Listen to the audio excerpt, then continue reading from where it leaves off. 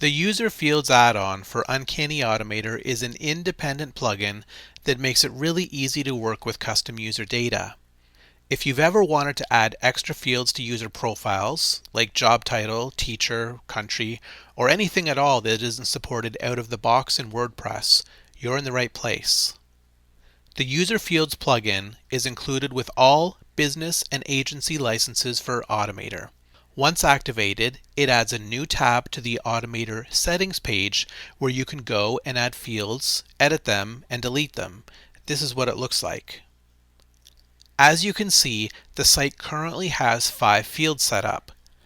Adding a new field is as easy as clicking the Add Field button, entering a field name, and clicking Save.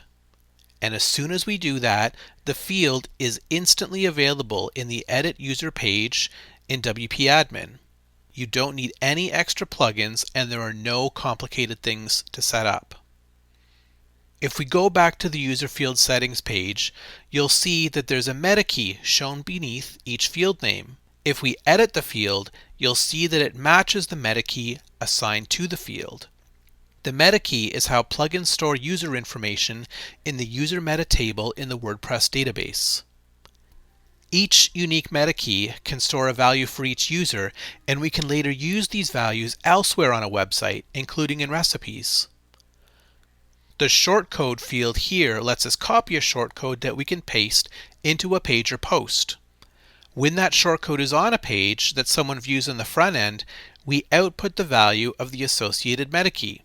So if my job title is Director and I view a page with this shortcode on it, I would see Director for my user. Another user would see their job title or department or any other custom field that's set up.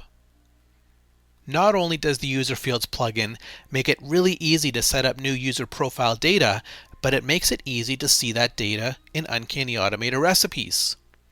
Suppose I have this recipe set up on my site, where on submission of a gravity form, we use an Automator loop to send out notifications to all site users meeting certain criteria. To include user data in the email, let's open up that action now.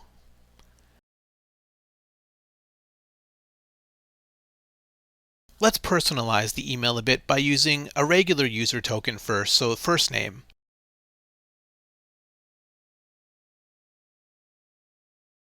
Then let's go back into the list of tokens and we'll see a new user field section.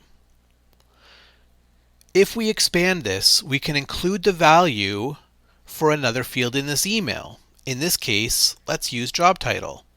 Now when the user receives this email, their value for this field will be populated. You can even use user field values as conditions. Suppose we only want this email to go out to users in Canada based on the value they set in the country custom field. We can then set up a condition for this action to target when the value of the country record is Canada. And now when the recipe is looping through users, the email will only go out to users where the value for this field is Canada.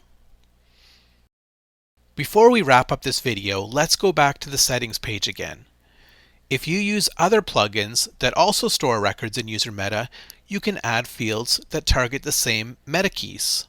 Just create a new recipe and then use the custom meta key option here so that it matches what the other plugins are using. That way, you can incorporate user fields in your recipes instead of having complicated user meta key lookups. That wraps up some of the highlights of the User Fields plugin. It's an easy way to add custom fields to your site and then to use that data in your Automator recipes.